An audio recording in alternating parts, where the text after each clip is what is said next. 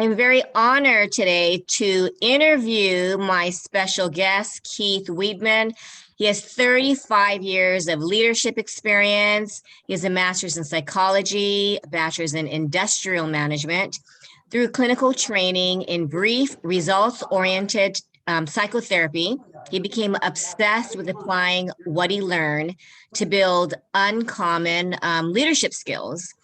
Invested 20,000 hours evolving what he learned into a disciplined practice to help leaders learn how to elevate employee engagement and performance with minimal investment of time and effort. But today, Keith will share with us about hope, right? That it is not too late for parents to learn. And I'm sure your what you've learned in the 20,000 hours, with and helping leaders, it can definitely transfer into how to engage parents in, my whole goal is decreasing stress, increasing just peace while navigating this.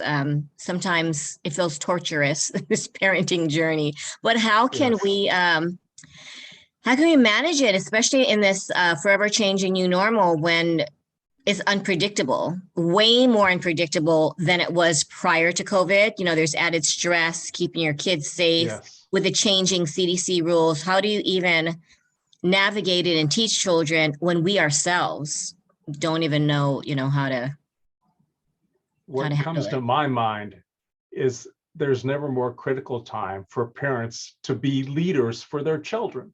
Yes. If you think about it, parents are always leaders for their children. And the question is, how are we leading? And at this time of COVID, we actually have more time with our children, not less. And it's more important the way we lead our children right now. How do we lead them when we're stressed ourselves, or moments where we're irritated, or we just don't have patience? What are your suggestions? Well, the first thing that comes to my mind is hire a coach. And the person that I can think of that would be an awesome coach for parents is you. Oh, thank you. But beyond that, what comes to my mind is it's all about emotions. Most people have no idea how emotions determine the quality of their life. This is the right time to discover how you can control your emotional state. And the easiest way that I know how to teach a leader to change their emotional state is to change their focus. As soon as you change your focus, then you can generate emotions based upon what you're focusing on. And now is the perfect time for a parent to focus on their own ability to affect the lives of their children in a positive way. Wow, that is so true, because I think sometimes we lose focus, right? You're in the middle of, let's say a mom is in the middle of grocery shopping. Her child is demanding to buy, ice cream and a dozen other treats, and you lose the focus. What should the focus be when you're in this, I just can't do this anymore mindset? Well, I would actually ask you that question because you're a parent. And when you're in the grocery store and your children act up, and I realize at this point your children are older, but you know things now, and you would handle your children differently if you're in the grocery store today. How would you answer that question? Wow, so the interview's on me now. Just kidding. Just for a moment. You know what? Actually, I use it as a teaching moment, because this happened when we were on the Big Island, and this it wasn't my daughter, but my this 3-year-old was like, I need this. And it was a $15 bottle of shampoo. So I looked at my 19-year-old, and the lady just put it in her cart, in her little basket. And then I said, what would you do, Chelsea, if she said, I am going to die, if your daughter said, I'm going to die if I don't have the shampoo? And with a straight face, she said, I would look at her and say, I guess you're going to have a short life. And I just started laughing. And after that, the mom came back and put the bottle of the shampoo back. But I said, look what she did. She deflected. The daughter thinks, right? She wanted to avoid the tantrum, but you don't do that. I think you really do need to make it a teachable moment. and I've been doing that with my students. This girl said, well, if I have to do work, can you give me a surprise? Can you give me something? So we talked about, and I think children need to learn now that we can't be rewarded with tangible gifts, because sometimes, and she couldn't get it. I said, you know what the reward is? That you just built your brain and you did a great job. And she's like, what? But I want a surprise. I want Curious George. I have a stuffed Curious George. And she goes, can I have Curious George? And I said, no. And I just realized right then it's because she's been trained that you will always get a surprise or a reward. If she does ABC, then you get rewarded with a toy. Right. And I thought we need to make this a teachable moment for parents that, because you want the behavior to stop. I noticed it's consistency. My daughter wanted, what was it? It was something. And I said, do you want to buy it? You can get it. And she's like, never mind then. Because it does make a difference, right? If mom buys it, like, sure, I want this, this, this, and this. And then you change it to, well, you can buy it yourself. Oh, that's all right. I don't need to. But I guess my answer would be to make it a teachable moment, step back and really look at, I never thought of that focus, because I end up feeling, did I not teach you right? Did I not, the thoughts going through my mind? Yes. And then you pause and you think, well, yeah, everybody would want that $12, like, I don't know, whatever it was. And then you, right? Because I think once you realize, hey, you know what? I bet that would be fun to have. And all they need. I would add that children are incredibly resilient. Yeah. And parents are resilient too. And once parents get how resilient their children are, then they can help them shift their focus easily. Definitely. Because you know what happens once you have a crying child in a restaurant, right? This happened, fine dining restaurant, and the mother is looking at the dad because the dad is losing it and his voice is getting louder and louder and louder. And I'm thinking, if he paused and either, right, you said, change your mindset, change it. I mean, with humor, with just anything, that tantrum can immediately. Yes. Just, in fact, you could argue who's having the tantrum. Was the parent, the dad, or was it the child, or both? It is, because you feel like, you're looking at the parent going, oh my gosh, you can feel. And then all the parents are feeling anxiety because he is losing it. And then, you know what, you just made me realize the parent is not an effective leader if that leader is having the emotional meltdown at the same time, right? Right. Because our children learn whatever our actions are, our children learn from us. The question is, what do we want our children to learn? Do we want them to learn our best self or our worst self? Something less than our best. So what about when you get in the heat of the emotion, though, the heat of the moment? I'm realizing I apologize right after, but I noticed there's triggers. And once that sassiness, it becomes this sarcastic comment. I know that's a trigger, but once you're in it, and they say, right, the brain, like 90 seconds, if you do not have that awareness, you're just going like that dad, right? He doesn't want to have a meltdown. He doesn't want to yell. But what's your suggestion when you're on that, because you're on that roller coaster, you realize it, but it's almost like you just have to, you can't even stop because your brain is like, we're going to go here. What comes to my mind is these are teaching moments too. Our children are still learning from us. And what do we want them to learn in the long run? That they can self-correct just like we can. Self-correct. Wow. Can you share a moment, maybe with your grandson, or, just a moment where you made it a teachable moment, but it was still, you have that frustration because at the heat of the moment, you're thinking, I want to do this now because you're having fun. It's never a good time. I don't want my daughter to listen to this, but here is a teaching moment. Okay. My daughter used to believe that she knew it all. She was 13 years old and she thought she knew it all. And sometimes my wife and I would say, we're going to have a TV show or a radio show, just ask Kathy. And then we could present whatever the question was and just ask Kathy. I love that. And what was your response? Well, that calmed her down. But you see what it did? It got her to think. Yeah. Oh my gosh.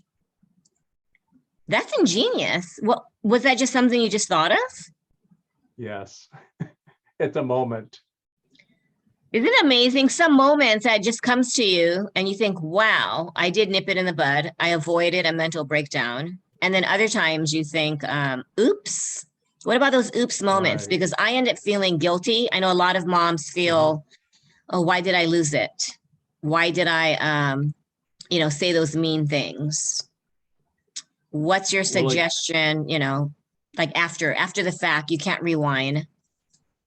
again, it always goes back to our children are resilient, and we want to demonstrate for them our ability, our resiliency too, because we're role modeling for them how they can change, because they learn from us. They learn our best and they learn our worst. And we want them to learn more of our best instead of our worst. Mm-hmm. And our best is our own ability to change our mind, change our mindset, if you will.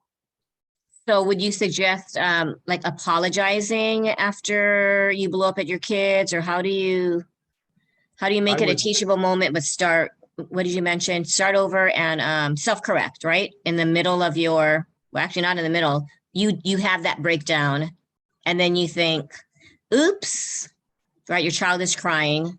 Maybe they're usually happens between like 5. Well, younger kids, they might not even understand that. They just know that I didn't get my toy or I didn't get my way, right? But when they're between like 8 and 12, where they, they do have that meltdown, you've already lost it. Any suggestions on self-correcting? Well, I believe they're going to learn as much from our self-correction as they're going to learn from our misbehavior. And we want them to learn that they have the ability to change their emotional state.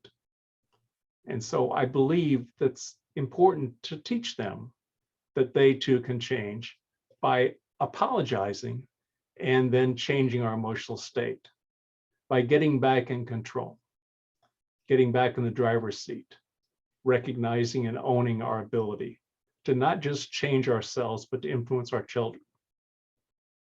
Great advice. What's hard is the parents who believe that it's either their way or the highway, or they just think because you're under my roof. When you're on your own, you can do whatever, but when you're under my roof, you have to, and they just list it. And then it becomes, to me, almost like living with a dictator, because that's the only way you feel that you can have control.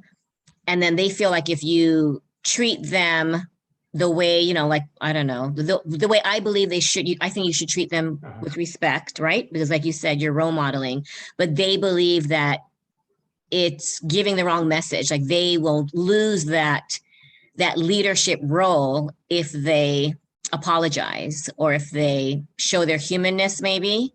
How do you get them to understand that it's so vital to apologize?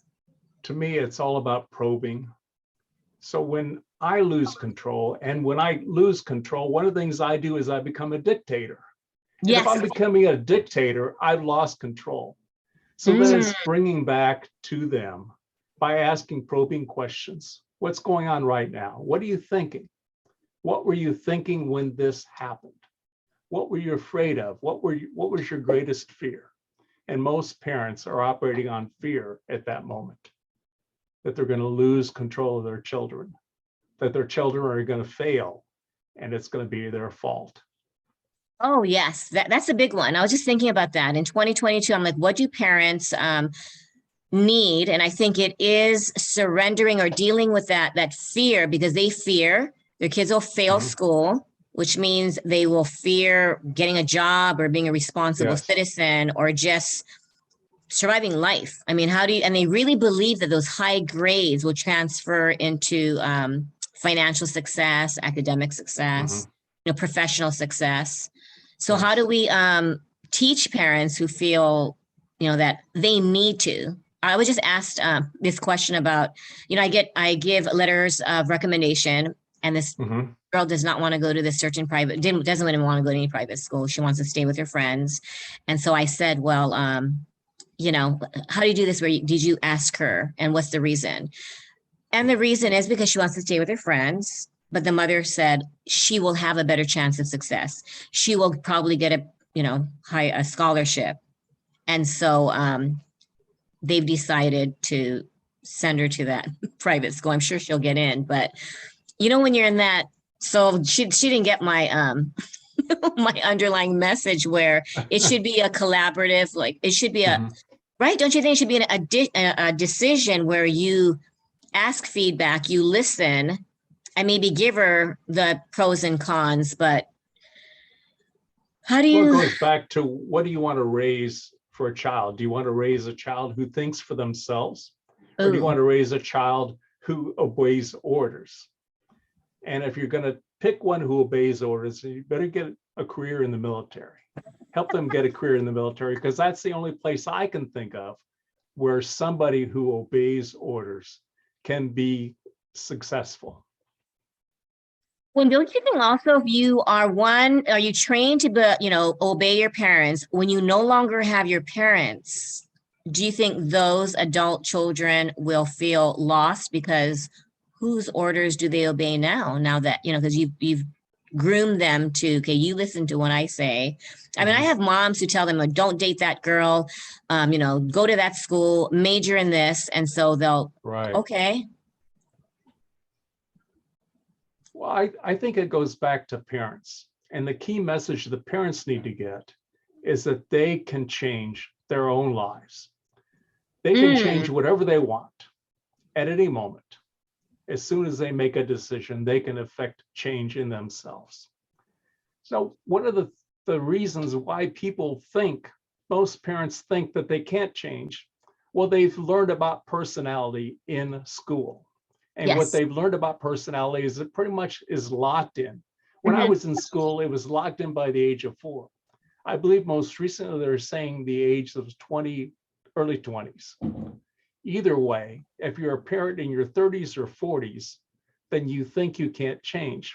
And if you think you can't change based upon what you know, then you can't change, as you know. It goes back to beliefs. So beliefs and knowledge are intertwined in such a way where sometimes knowledge can limit us in a way because our beliefs are influenced by what we know. Definitely. So in that sense, though, if so you think there is hope, though, if you believe that, this is what I am. My parents taught me this, and I don't know if you hear this, and I'm fine. I turned out fine, having the, yes, they were abusive. Yes, they were, they didn't give me leeway. They were dictators, but I turned out fine. And then they have a tendency to do the exact same thing, right? Even though you're like, I am not going to be like my mom or dad.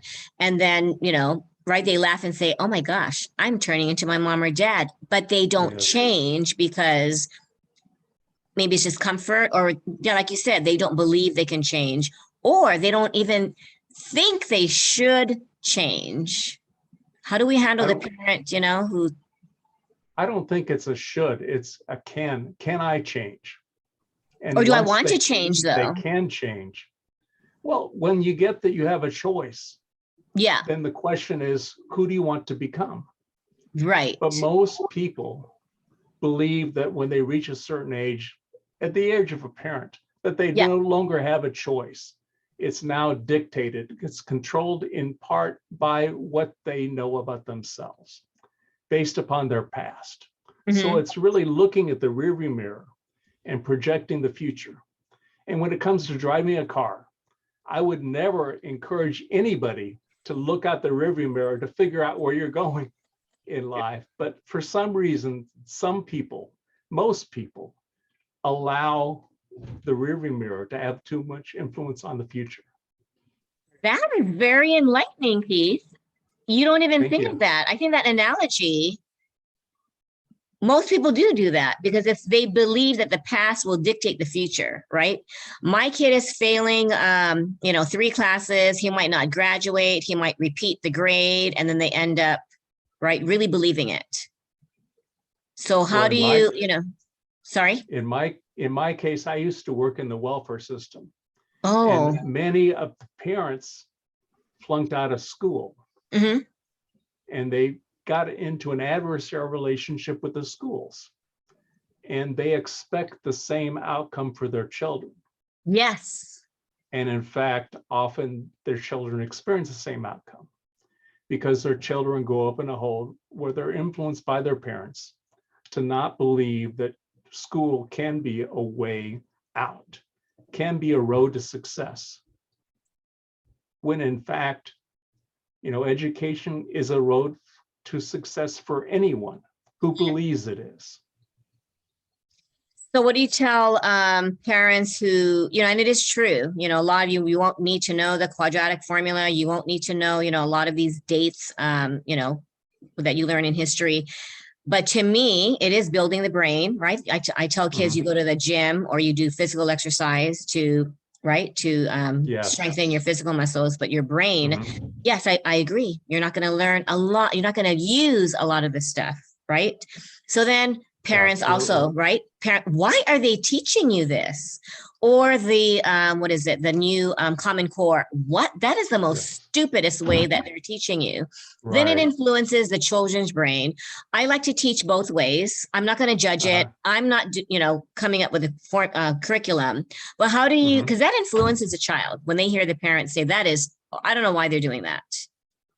So I've got a dog scratching at the door. Oh, okay. And I need to open my door just a second. Sure.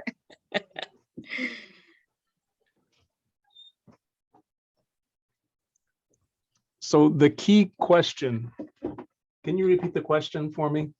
When parents don't realize that they're sending, a message where, school is stupid, or school, they're not teaching you what you should know. They're teaching you all of this useless knowledge. And so the children in turn don't see it as value, which means they're not going to put their heart and soul in it because they don't believe in it.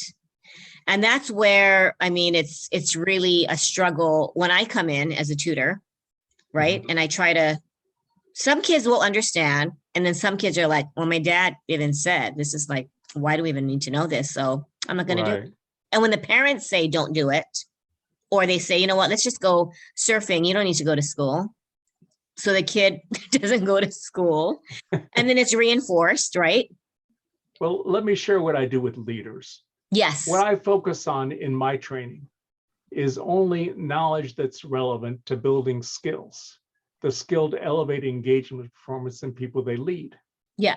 So I focus my curriculum on something that I call useful knowledge. And I steer away from things that aren't useful. If I was tutoring somebody, that's like a different conversation. But when it comes to parent, then I believe that you're a person who only focuses on educating parents. What would be useful for them to know? Well, and I always say, if you want to graduate from high school, I do not come up with a curriculum. I do not, right? I'm just there to guide you. And so many times, like in the workplace, you will have to do useless, tasks, right? You can't say, no, I am not going to do that because that is, it's useless. But if they learn in school that some things, if you want that degree, you will have to do X, Y, Z that you might not see useful. But if you want that degree, what do? Right? Because you will not use, that's what, unfortunately, you can't just teach what's useful, when it comes in an academic setting, because they will need to write an essay on, something that they don't maybe agree on, but I think, writing to me is always a useful skill, but these other, like math, take math, for example, a lot of these formulas, a lot of, I'm learning, I love math, and now I'm realizing I am not teaching upper math. It just takes too long. You have to explain it. But when it comes to, say, even multiplication, kids go, I got the calculator. I don't need to memorize this. And I beg to differ. I think you should know. And then you have parents go, I don't even know my multiplication table. I just use a calculator. And I'm listening to this conversation. And I don't know. I'm going to date myself. When I was in college, It wasn't a calculator. It was a slide rule. I remember that. I didn't know how to use one, but I remember that word and I remember what it looked like. I used to know how to use a slide rule, but that was something that's not useful today. So that's But it something got I the let work go of. done, right? It Well, got the.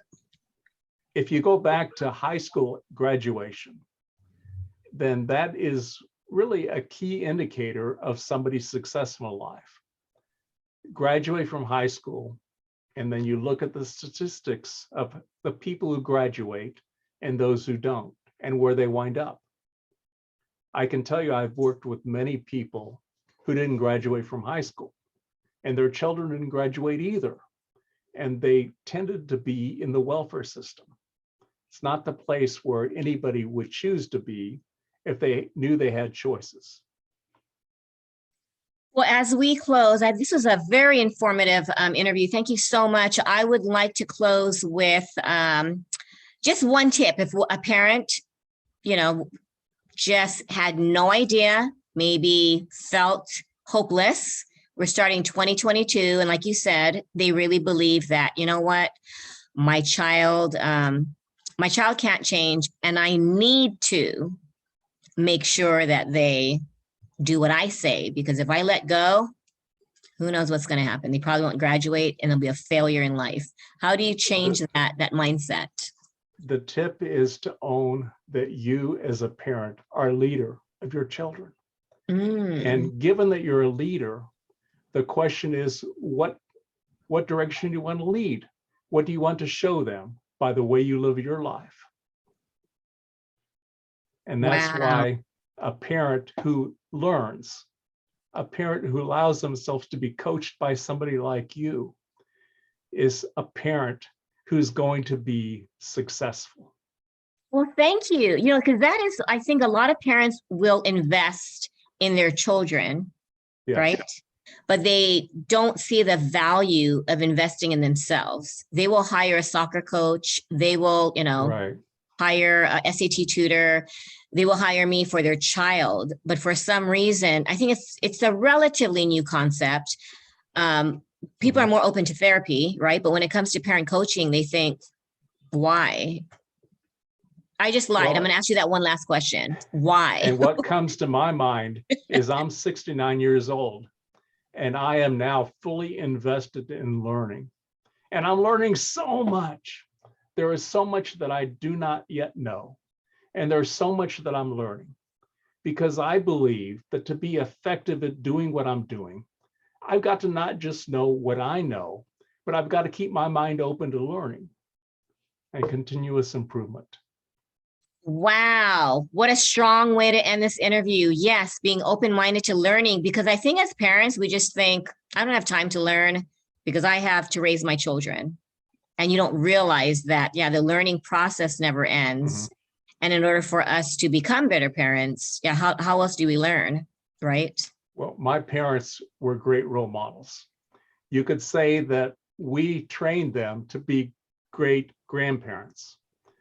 And I wish that what they knew as grandparents, they knew when they were raising me, but I see now that they were always learning and they were always elevating their skill, and they were damn good parents. I don't mean to say they weren't good parents, but they were much more effective as grandparents because they continuously learned. I'm hearing that a lot more. That as grandparents, I think it's because maybe we learn from our mistakes. We realize what we shouldn't repeat, right? Yes. And then as grandparents, I mean, it sounds like a much more fun role to play. A lot of grandparents, actually, my chiropractor said, do you know why you become a parent? So that you can become a grandparent. And I just started laughing. Well, thank you, Keith. We've been trying to schedule this. I'm so glad we did. And thank you so much for your time, and also taking the opportunity to interview me on your podcast. It was just such a pleasure. I'm so glad we met through Coach V's program, and I will see you soon. Let's keep in touch. Hey, thank you so much. Thank you. Take care. Bye.